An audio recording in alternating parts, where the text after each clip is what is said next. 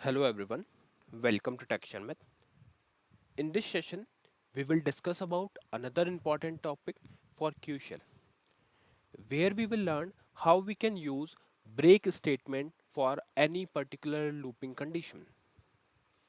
So break, if you are not aware of programming language and maybe if you are directly referring these sessions, so just for your clarification I will explain you in a very simpler term, like what is break statement, why we use that, what are those scenarios where we can utilize the break statement. So to explain in a simpler way, just assume a scenario where you are using looping statement. In our previous sessions we have discussed three types of looping, right? For loop, while loop, until loop. So in any of the looping condition, just assume, for example, let's say if you are printing the numbers or the indexes from 0 to 100, okay, but there you want to put up one condition, like when the index value when the index value reaches 10, or when the index value is equal to 10, in that case we will not run the loop further and we will simply came out of the loop. Clear? So in short you can say that whenever you want to whenever we want to break the statement, break the looping statement for a particular condition, then in that case we will utilize the break statement. Clear? So this is how we are going to proceed with this example. So as I firstly I have cleared your doubts regarding uh, the requirement, because understanding requirement is very important. Syntax is something that you can learn, right? So I think now requirement is clear, that whenever you want to break out any particular looping statement with a condition, then in that case we will utilize the break statement. Now to explain it practically, I have already created one shell script, so we will walk through it and we will try to understand how it is working. So here I'm writing work lnk, which will open the work with object link screen. Here if I do page down, you will see there is one directory that I always use to create my files, so I'm taking option 5 over here, and this is my directory sharmit.sh, and this is executable file. Okay, so remember one thing, that whenever you want to execute any shell script, make sure that it is executable file, otherwise you are not supposed to run that script. Okay, so I think now it is clear that we are using the shell script which is executable file. All right, now what we will do, we will simply take option 2 on this file and we will try to understand each and every line written over here. So initially we have initiated the script with multi-line comment. So why we are using this multi-line comment? Multi-line comment is just for the introduction purpose. Here we are just mentioning that it is presented by Sharmit and the session name is break in shell script.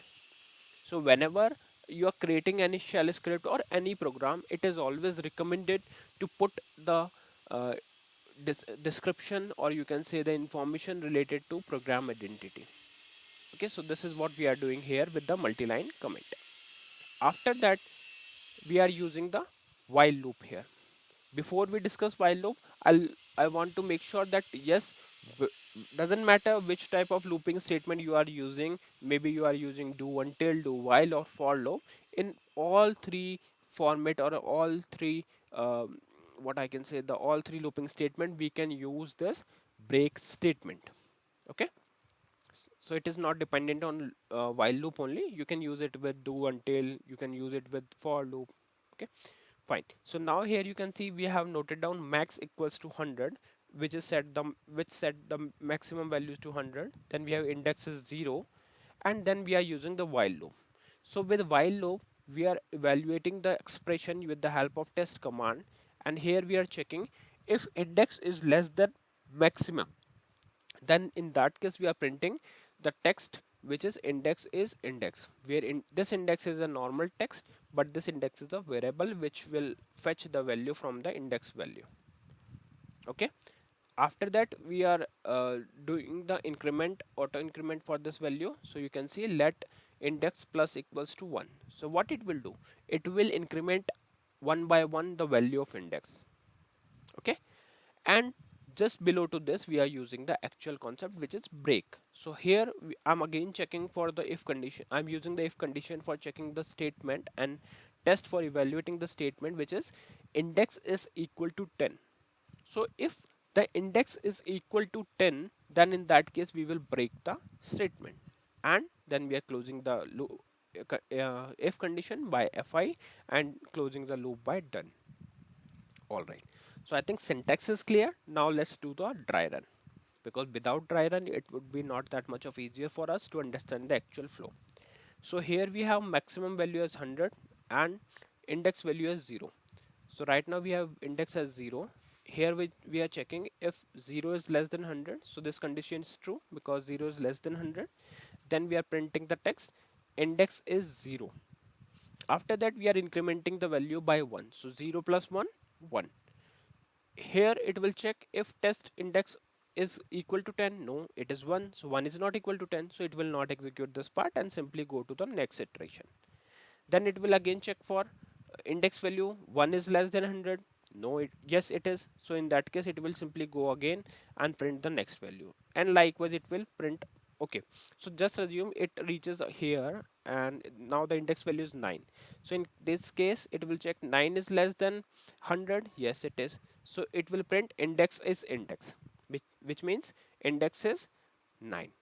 Then it will increment the value by 1. So 9 plus 1 is 10. Here we are checking if index value, which is 10 is equal to 10. Yes it is. So in that case it will simply go and break out the condition, and it will not go for the next iteration because we are using break here, and suddenly it will came out of your loop, and then it will show you this message loop ended with a break statement. So this message will show you that, because if you are not using this condition, in that case it will run till the 100, right, till the value reaches 100. But as we are using this condition, so it will break on 9th index and directly come and print this message. Clear? Let's try to run this. So pressing F3 for save and exit. Now going to second session, remove this and writing the qsh, which will open the Qshell command entry screen. Here we will run the thing, which is /home /Sharmit /tech Sharmit /Sharmit.sh and enter. After enter, you can see it is printing the value like this. Index is 0, 1, 2, 3, 4, 5, 6, 8, 9, and after 9 it prints the message loop ended with a break statement, which is expected, right? Because this is how we are have designed this script. Clear? So this is all method. This is the entire process of using break statement. Now you can use it for your own conditions. There might be some criteria which you want to follow with this thing. So in that case we can simply use break statement. Okay, fine. So now what we will do, we will do F3 from here, we'll try to see how this script we can run with the help of CL program. Okay, and just before that I want to tell you one more thing in a very quick way, that whenever you are writing anything command or anything in a shell script, make sure that it is always written in a small letters, otherwise it will give you error. Okay, so this if break, even break should be in the small letters only, otherwise it will not run and it will give you error. Okay, so here I will write work lnk page down, and then you can take option 5 for texture myth. Sorry, we were talking about the CL program, right? So work member PDM, this is the program that we are going to use. Here you can see we are using DCL for declaring the variable. So simply write DCL, take F4, variable name, type, storage length. Then we are using chgvar, take F4, variable name and script of the file, and then we are using strqsh, take F4 and the variable of the command. So what it will do, it will run the shell script and provide you the same output which we are getting from the shell script. So if I call it, you can see it printed the same output, because actually we are just using the same shell script, but the way is a bit different. This time we are using it from the CL program. Clear? So yeah, that's all for this session. I hope this session is clear to all of you. In the next session we will discuss many other things. So thank you for watching Tech Sharmit.